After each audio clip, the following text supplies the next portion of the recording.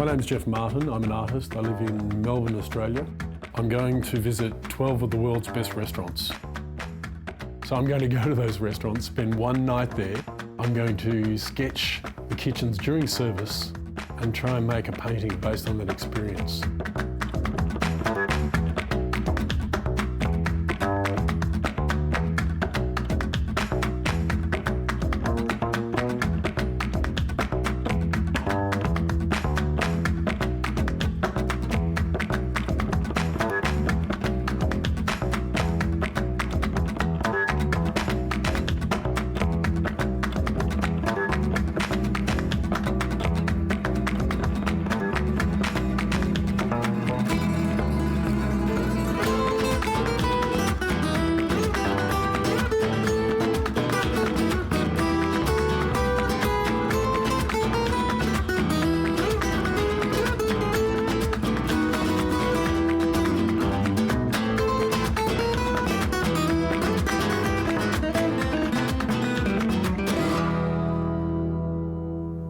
So I've visited 12 restaurants. I've got 12 canvases. They're all 150 by 180 centimetres. 19,500 photographs on this machine. Those beautiful big slate tiles underneath the benches. Good, got that. White, silver, very yellowy. We might go for an orangey yellow.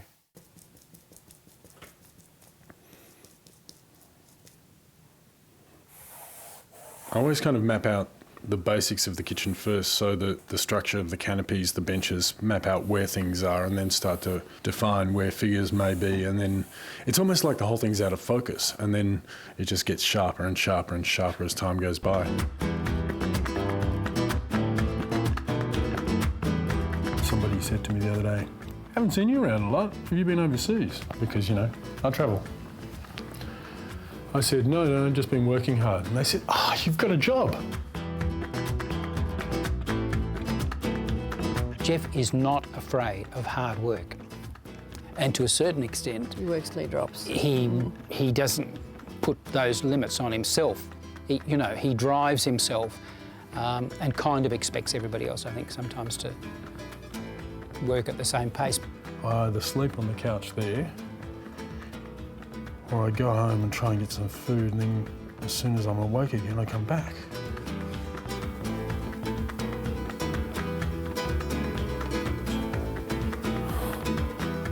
Instantly, the lightness of that wall is pulling my eye away from here.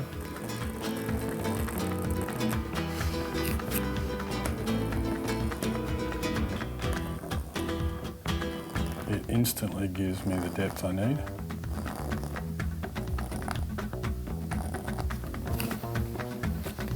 It's taken quite a bit for my family to realise that I wasn't joking when I said I wasn't going to be there for Christmas.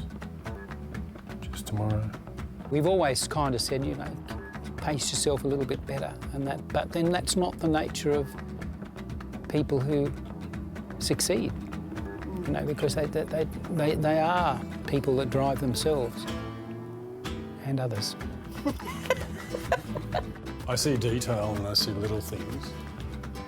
But the joy of that first moment when you work out the perspective and you're nutting out how you're going to communicate space gets lost as you get absorbed into the detail and hiding things. There's small paintings within large painting room. And now I'm going to try and cut right back in, cut back along there, cut down there. You see that whole thing comes forward? It's nice. This is why we paint, people, because we have moments like this that are just so much fun. It's going to work. You only get excited for a second, then you're going to move straight on to the next bit. My father dropped in the other day and actually saw what I'm working on, what I'm doing, and the workload, and went, oh. I think they're going to drop in some leftovers. I work on multiple paintings at the same time, and the reason I do this is because I'm painting in oil paint. there's a drying time for each layer. So I can push a painting until it gets to a certain degree, and either I'm frustrated with it because I can't solve a problem and it's time to move on to the next one, or it's so wet, if I make another wet mark over the top of another wet mark, I'm going backwards and I've got more work to do. It's now the 29th, I think, of December. So I've worked right through Christmas and I'm going to work right through New Year's. I'm going to try and get this all finished by mid-January.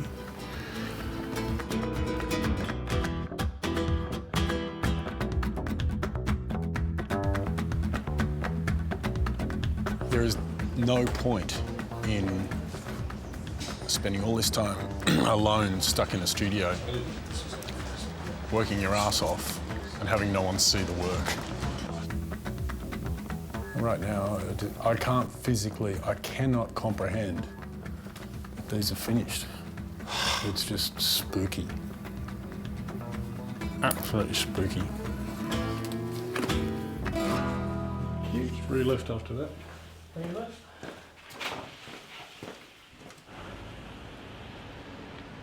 It's kind of like the voices are leaving. All that sound from the kitchen, you know, just the noise from the kitchen when you're hearing they're all working and you're in a bustling, noisy, it's actually quite a noisy environment, if you think about it. And I can kind of hear it when they're all in here. And then when they go, there's this just strange sensation where it's very quiet.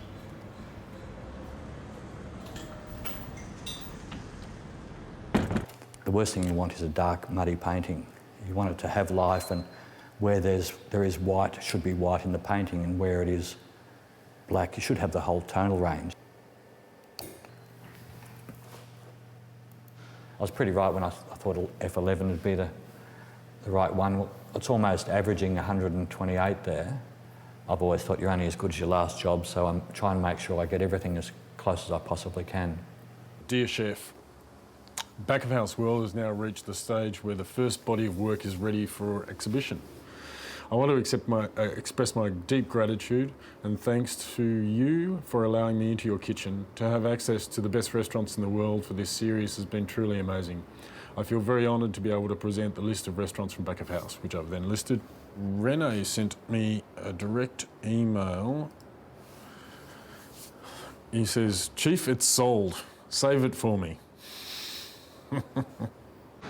All my work has been framed the same way, with the same frame, which is about continuity. So a white frame doesn't really distract from any components of the painting, but it does just pull the edge in and draw the eye back to the subject matter.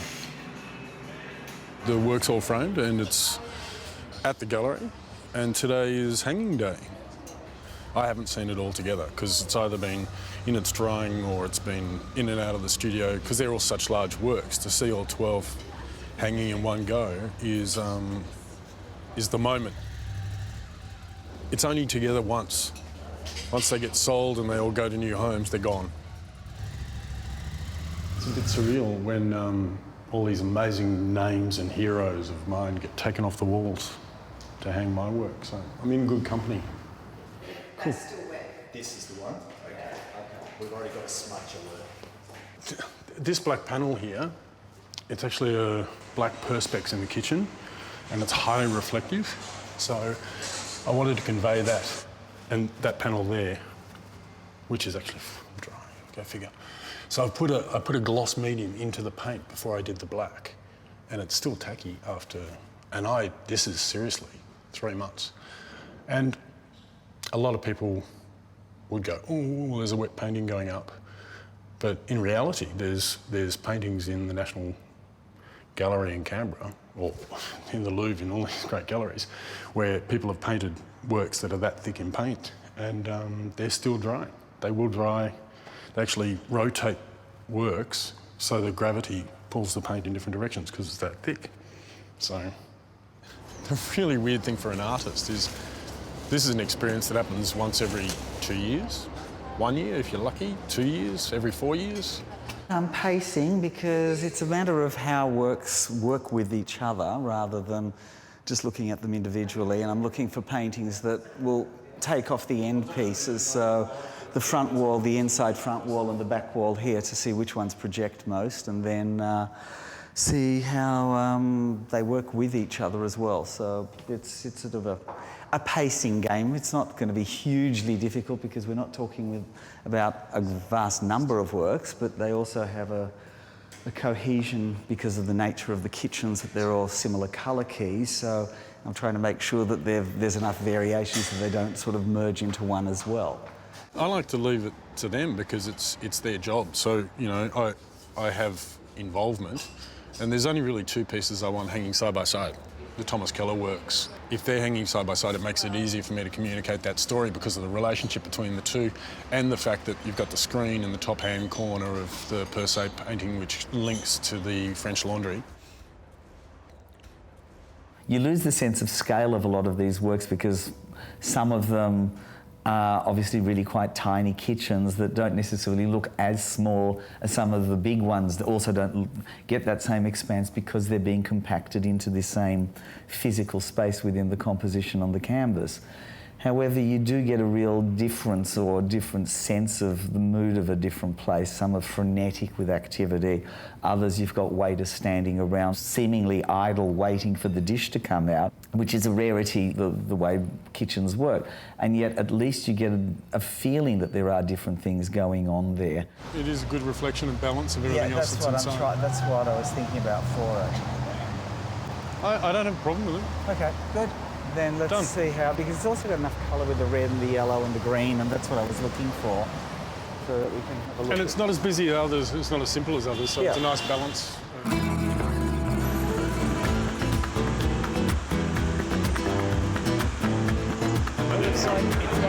I checked how much cash I had in my pocket.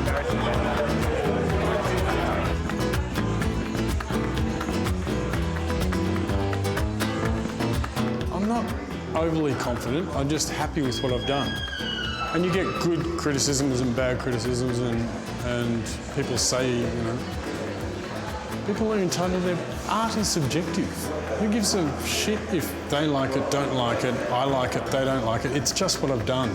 I never put food on the plates. So when I paint the plates, I don't want to make a statement about the food of the restaurant. I'm making a statement about the working machinations of the kitchen. I think it's paramount that people know that he's really got a good sense of what's going on in the kitchen. I think that's part of his journey and it's part of his history, and it's how he actually ended up getting, as I said, this rather privileged access.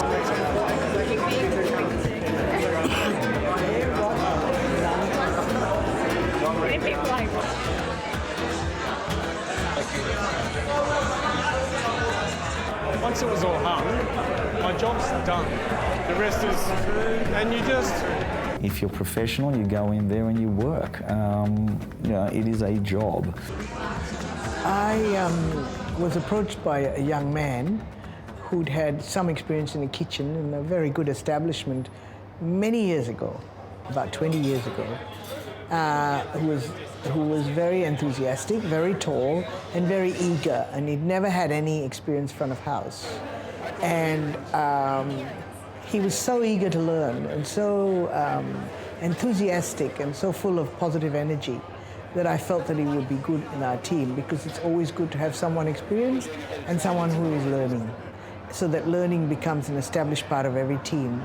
And he took to it like a duck to water. He loved hospitality. Restaurant business, it's not about making money, it's about lifestyle. And you can see that he loved all these people. They would never have let him into their kitchen if they didn't have a sense that he has a deep respect and that he has good intent and he has skill. And that speaks for itself, because these are hallowed spaces. I'm proud of knowing you because you just are a brave boy and a brave man and an honest one. And I really love being associated with you. Congratulations. Thank you so much. Thank you. And you know what Duro said was just fabulous. It's been a really amazing journey to get these to the wall, and you'll be excited to know that the works will be going to London, and they'll be exhibited in London in front of the chefs that you're looking at. Yeah. Half of tonight, my head has been thinking, what am I going to be like when this is in front of the chefs? And that's That's scary. It's their kitchens. And you know what, if they slam me down and they hate it and they turn around and say it's a load of shit, then I guess my job's done and I'll move on and do something else. If they all turn around and say, when are you coming to my kitchen? I'll move on. It's a really confrontational, scary thing to do. I've painted 43 kitchens to date, and it'd be amazing to have them all together. Like one big happy kitchen family. I could talk to them all. Oh, I always get to see them. See, this is the funny thing, people buy them, but they're always still my paintings. They've got my name on them. I'll see them.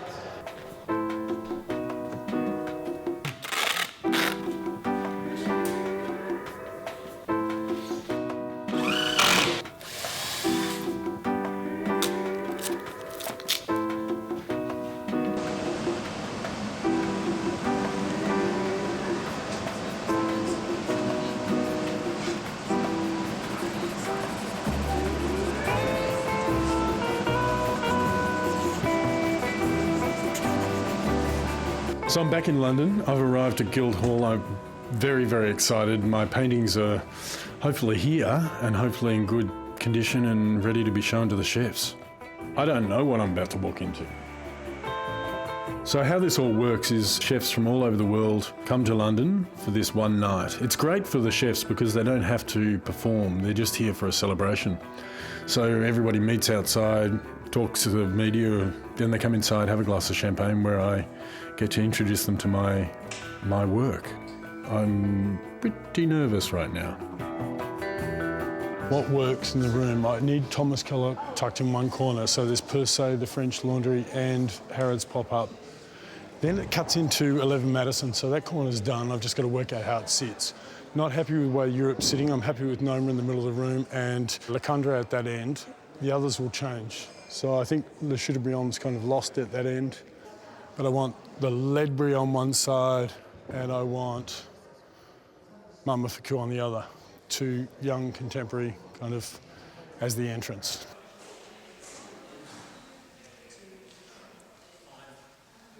Well, we're in the Great Hall at the Guildhall in London for the 10th anniversary celebration of the world's 50 best restaurants, which will kick off here tonight at about 6 o'clock when the world's best chefs all arrive. I think we've got about 200 media here tonight, including a whole platform of broadcast media and more, requests for attendance here than we can accommodate in this venue. These paintings are the product of countless hours of work by Australian artist Geoff Martin. He's been travelling around the world with the very privileged position of being welcomed into some of the world's best kitchens. Geoff Martin joins me now in London, where his paintings are on display. Geoff, thank you for your time. Can you tell me what's made you want to paint kitchens? I have a background in restaurants, and I was looking for movement in my work, and I wanted something different. So I ended up focusing on the working machinations of the environment. It's not about the food. It's about the environment and the passion of the people at this level. I'm just checking my time. 6:10, 20 minutes until kickoff. We don't quite know what's going to happen inside. Again, whether restaurants I've been to are even going to be in the top 50, whether they're going up, whether they're going down. I have heard from all my mates in the industry who love dining and who eat out a lot that the Ledbury is the one to watch. At the end of the day, tomorrow I've got to go back to work, and I was at work this morning and I'm going back tomorrow, so it's just a night where an award's given out and no different really. But again, it's all subjective and it doesn't really matter, but it does. But it doesn't. But it does.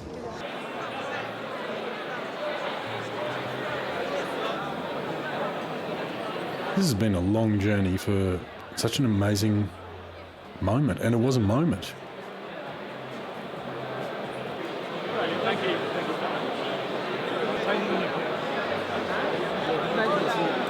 In the boys on the Chateaubriand, they really, really love that one, and especially the little details that are in it. Because so far we've only seen the photographs, so tonight is the real thing. But how you can actually make out the specific characters, the faces, and even the little details, because there's a little keychain there with the Eiffel Tower hanging in the kitchen, how that was picked up. Really beautiful little moments. Now I've got to redo it. I have to bring more Fuck! He's changed to it. His hair is longer.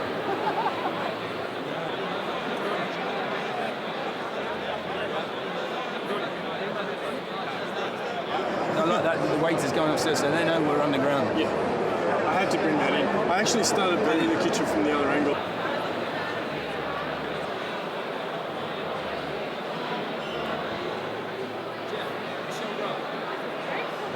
Brett Graham walked around the room and guessed every painting. He's like, and he got every single kitchen. Bang, bang, bang. I was like, I saw this up here, and I'm going like, where is that? It's like he put it in the wrong picture, and then I realized it's Harrods. Yeah, you've got the whole triad over here. But look, you know what I was particularly happy with is the reflection. I know. Just bringing that down. But Eli had that look in his face. But it's not about the characters. Oh, it's great. Okay, we gotta get. Come on, we got to go to work. And that was it. I better get in there and Good? Everybody happy? find out who I'm painting next. There's a real sense of celebration in the room. Everybody's equally happy for everybody else. There's a simpatico between all of the kitchens because they all know that this doesn't just happen. The Chateaubriand. They turned up very late, very drunk, and then they put on Jamie Oliver masks. That's brilliant. And this year's best restaurant in North America is Per Se. Please welcome Thomas Keller and Eli Kaime. This year's highest climb up a whopping 20 places. It's the Ledbury, so please welcome Brett Graham. It gives me great pleasure to announce that the restaurant at #1, the world's best restaurant 2012, is Noma. Rene Redzepi and the team, congratulations once again. Rene Redzepi's former warehouse on Copenhagen's dockside has changed diners' perceptions of Nordic cuisine and created a maelstrom in the culinary world. The dazzling array of one-bite starters are alone worth the airfare to Denmark. Thank you very much. So Noma wins again, which is amazing. Winning it 3 times in a row is unbelievable, but to show you the way in which these guys think, they let the dishwasher accept the award. Wow. That's it. Paintings are all the way, they've gone.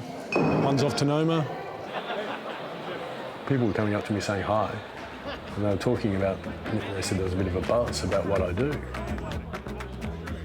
I have a pile of business cards here from the last 2 days in London, which are pretty much the next lot of restaurants. So I've been invited to go to just about everywhere. I don't think I'll put myself under the same pressure. I'll take a more leisurely approach to the whole thing. Not that it's leisurely, but I think I won't put myself under a deadline. Taxi's ready to go. You serious? Yeah. Let's go. My jacket's up there. I'm done. I'm going on a holiday. I'm having a break. I can think of worse things to do than run around the world again.